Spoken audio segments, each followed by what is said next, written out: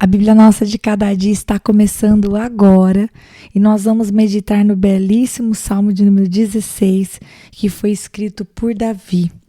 Esse poema, ou esse salmo, é um salmo messiânico e nós vamos ver que, ao mesmo tempo que em vários momentos Davi está falando dele, teve alguns versículos aqui, ele está falando de si, mas eles se cumprem na sua plenitude na vida de Jesus. E a gente vai ver um pouquinho sobre isso. Então vamos começar? Salmo de número 16, versículo 1 diz assim: Protege-me, ó Deus, pois em ti me refugio. Protege-me se você estiver lendo a NVI como eu estou. Caso você esteja lendo a revista atualizada, a palavra que aparece é guarda-me. Mas seja guarda-me ou seja protege-me, o sentido é, Davi está dizendo, Pai, o Senhor é aquele que me traz a proteção. No Senhor eu posso me esconder e ali eu estou seguro. O que para mim aqui aparece na NVI como refúgio, né? Em ti me refugio, na verdade, na King James em ti ponho a minha confiança. E uma observação que eu quero fazer antes de nós prosseguirmos para o versículo 2 Davi está dizendo em ti me refugio ou ponho a minha confiança, ou seja, ele toma uma decisão. Você já parou para pensar nisso? Confiar em Deus, ou seja, a nossa fé, não é algo irracional como muitas pessoas pensam. Muitas pessoas que não creem em Deus ou que olham a nossa fé do lado de fora podem pensar assim, a fé é um salto no escuro, a fé é coisa de pessoas fracas que não correm atrás dos seus objetivos. E não é exatamente isso. A fé, na verdade, é um passo. É uma decisão, é um desejo de confiar em Deus. Fazer a nossa parte, fazer aquilo que nos cabe, que é natural, mas buscar a direção, buscar o Senhor como guia para tomar as decisões, para que a gente não fique desferindo golpes no ar, não é verdade? Então aqui Davi começa esse salmo dizendo, no Senhor eu ponho a minha confiança, eu escolho confiar em ti. Verso de número 2, ao Senhor declaro, tu és o meu Senhor, não tenho bem nenhum além de ti. E quando nós estamos falando, não tenho bem nenhum além de ti, a gente precisa lembrar de quem é que nós estamos falando. Nós estamos falando de Davi. Esse salmo, ele muito provavelmente, ele foi escrito em um período em que Davi já havia recebido a promessa do Senhor, a aliança de que ele faria o templo, de que seria construído, de que a sua casa e o seu reino seriam firmados para sempre. É nesse contexto de 2 Samuel 7, de 12 a 17, se você quiser anotar a referência, que ele está escrevendo esse salmo. Então, quem era Davi? Davi não era um qualquer, Davi era um rei. E ele vai declarar que, embora ele tivesse tantos bens, tantas propriedades, tanta autoridade, tanto poder, ele vai dizer no verso 2, tu és o meu Senhor, o Senhor é o meu dono, o Senhor é aquele que me controla, o Senhor é aquele que me comanda, e eu não tenho nenhum bem além de ti. Então Davi sabia que tudo aquilo que ele possuía não podia fazer dele alguém mais feliz, que não fosse a plenitude que ele já tinha, a completude que ele já tinha por estar na presença de Deus. E eu penso que para nós isso também é uma lição. Eu cheguei a mencionar isso em alguns podcasts atrás. Muitas vezes nós achamos que o nosso bem maior, a nossa felicidade maior está em algo que nós estamos por alcançar. Eu vou ser feliz quando eu me casar. Eu vou ser feliz quando eu tiver um salário melhor. Eu vou ser feliz quando eu tiver um filho. Eu vou ser feliz quando eu trocar de carro. Eu vou ser feliz. E a gente coloca a nossa felicidade linkada a coisas terrenas, linkada a realizações, linkada a conquistas. Mas aqui Davi, que tinha tudo, filhos, esposa, dinheiro, autoridade, servos à sua disposição, ele tinha tudo e ele vai declarar, eu não tenho bem nenhum além de ti. Então, Davi chegou onde talvez alguns de nós gostaríamos de chegar, porque acreditamos que se chegássemos lá, eu sou rico, se eu fosse rico, se eu fosse milionário, se eu tivesse bem, se eu tivesse várias casas, se eu tivesse, e aqui Davi vai dizer, não é o que eu tenho, o meu maior bem é ter o Senhor, é estar na tua presença.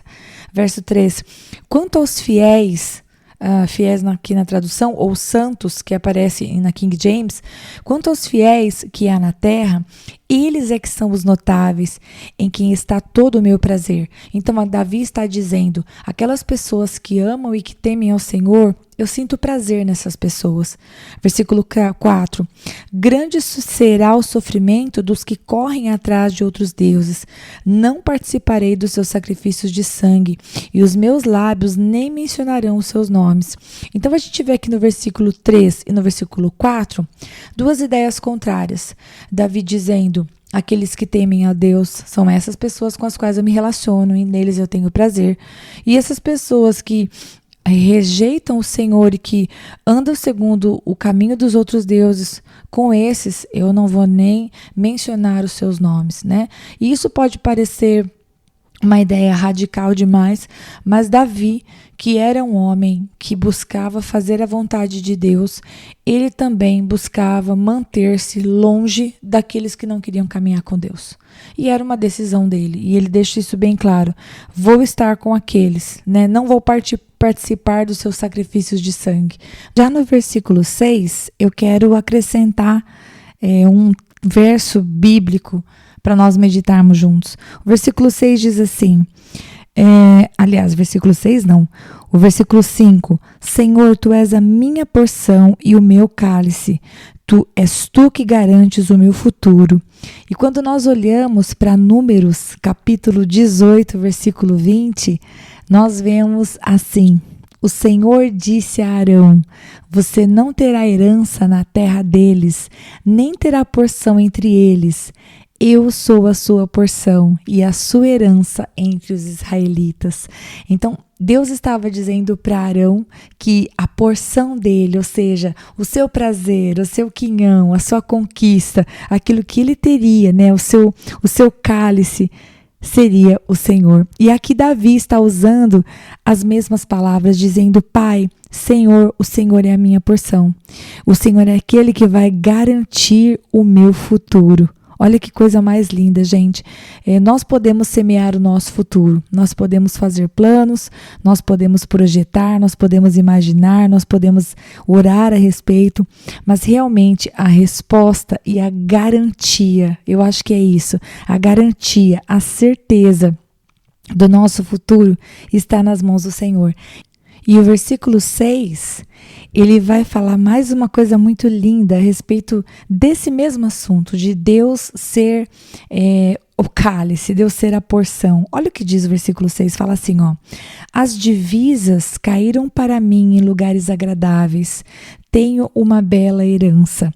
A palavra divisas aqui, pessoal, literalmente significa cordas de medir. E essas cordas eram usadas para medir as propriedades. Então, quando está falando de divisas, está falando do quê? De fronteiras. Davi está dizendo, gente, fazendo uma alusão, né, pessoal, a divisão do território entre as 12 tribos. Ele está dizendo, as minhas divisas caíram para mim em lugares agradáveis, ou seja, a minha posse, a minha possessão, a minha terra. Só que quem ele está dizendo que é a porção dele? É o Senhor que ele está dizendo, Pai, o Senhor é o meu tudo, eu não tenho nenhum bem maior do que o Senhor.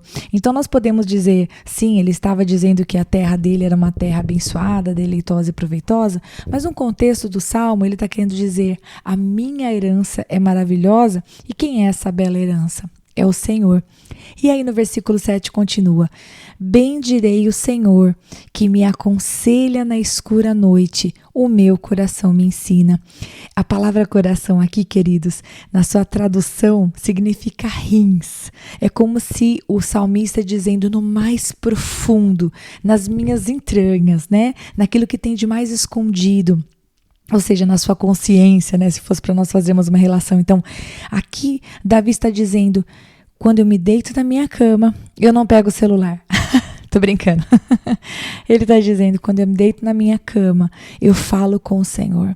E na escura noite, seja a escura noite porque já era momento de dormir, seja a escura noite no sentido de uma noite difícil, de uma noite pesada, uma noite de decisão, uma noite de preocupações, ele vai dizer para nós, eu vou bendizer o Senhor, eu vou falar bem do Senhor, eu vou dar glórias a Deus, porque Ele me aconselha. E naquelas noites escuras, Ele ensina o meu coração. Que Deus, em nome de Jesus, encontre no meu coração e no seu uma terra fértil para ser ensinada, seja nos dias fáceis, seja nos dias difíceis, sejam nas noites fáceis ou nas noites difíceis. Que o nosso coração sempre se incline para perguntar a opinião do Pai. Que a gente aprenda a não buscar fuga, meios de fuga, sabe? A série, o filme, o celular, a comida, que a gente possa usar cada uma dessas coisas com o seu devido objetivo, mas que a gente não venha refugiar a nossa alma em todas essas coisas que não são Deus. Porque Davi dizia: Ele me aconselha, nele eu me refugio, ele ensina o meu coração. Verso 8, sempre tenho o Senhor diante de mim, com ele à minha direita não serei abalado. Essa ideia de a minha à direita, né, é aquela posição de cuidado, é aquela pessoa que tanto está perto para a batalha, como está perto para ser como se fosse o advogado, né? Ele está perto, seja num tribunal, numa batalha, aquele que está à direita é aquele que está ao lado, é aquele que está junto. Então, ele diz: tendo o Senhor à minha direita, eu não vou ser abalado. Davi não passava por dificuldades? A gente já viu nos outros salmos a angústia da alma dele diante de situações, e vamos ver muitos outros, mas ainda que passasse por situações de dificuldade, essas situações não tiravam os olhos dele do foco correto. Então ele não seria abalado, por quê? Porque ele está com Deus. Não porque as situações não aconteceriam, não porque as lutas não viriam. Ao contrário, Davi passava por muitas situações, mas quem estava adiante, né? Como a coluna de fogo, né? Como aquele que vai à frente, é o Senhor. Versículo 9, por isso o meu coração se alegra e no íntimo exulto, mesmo meu corpo repousará tranquilo. Preste atenção, ok?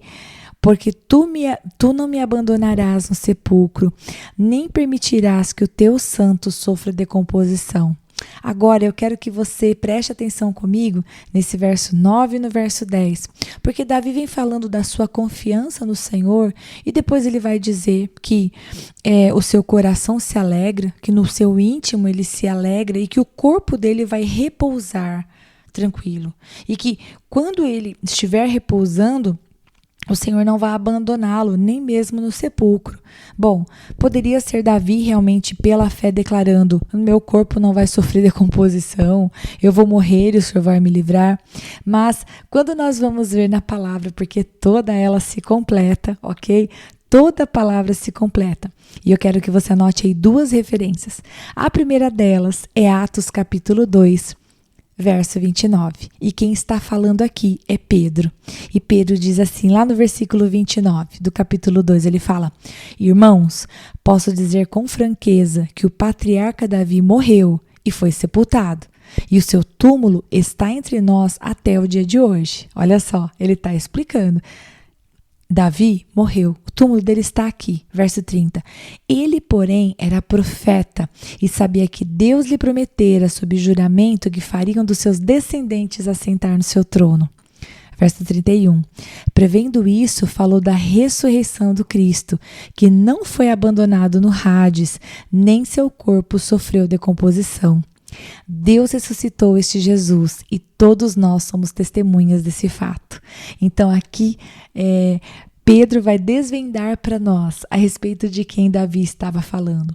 Sim, Deus havia prometido uma descendência para Davi. Sim, Deus prometeu que os seus descendentes se assentariam no trono, é verdade. Mas aqui ele estava prevendo a ressurreição de Cristo, como diz Pedro. Ele estava falando de algo que iria acontecer muito tempo depois. Por isso que esse salmo é um salmo messiânico. E não para por aí. Se você está no livro de Atos, anote outra referência. Eu quero que você abra em Atos 13, o verso 34 até o verso 37. Olha o que diz aqui. Quem está falando aqui é o apóstolo Paulo. Ele fala assim: o fato de que Deus o ressuscitou dentre os mortos para que nunca entrasse em decomposição é declarado nestas palavras. Abre aspas. Eu dou a vocês as santas e fiéis bênçãos prometidas a Davi. Assim, ele diz em outra passagem, abre aspas de novo, não permitirás que o teu santo sofra decomposição. Tendo, pois, Davi servido ao propósito de Deus na sua geração, adormeceu foi sepultado com seus antepassados e o seu corpo se decompôs.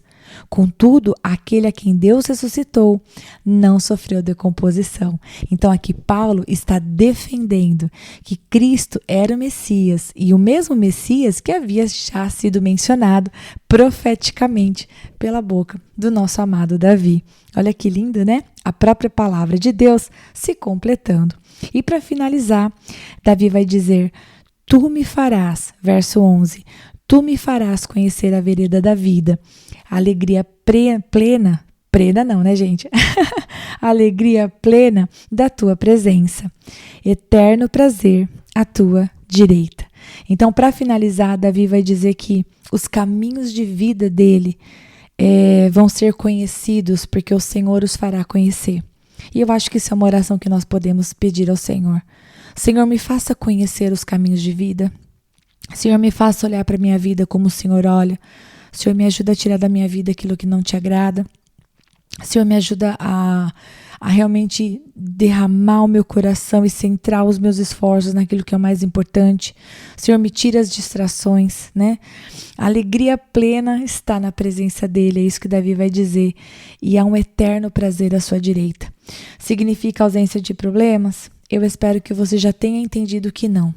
Então, a despeito de qualquer luta que a gente passe, financeira, de saúde, com familiares, com saudade, com tristezas, com medos, qualquer que seja a situação que nós estejamos vivendo no dia que se chama hoje, né? Às vezes aquele tempo em que nós estamos esperando a resposta da nossa oração e essa resposta ainda não chegou. Bom, enquanto isso, nós vamos caminhando com Deus.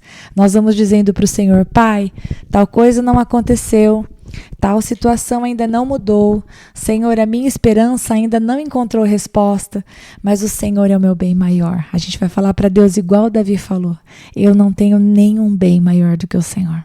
Amém? Que Deus abençoe muito você. Você curte, você compartilha, você manda para alguém e você faz a palavra do Senhor se espalhar. E eu espero você no próximo salmo, em nome de Jesus, se assim Deus quiser. Um grande abraço.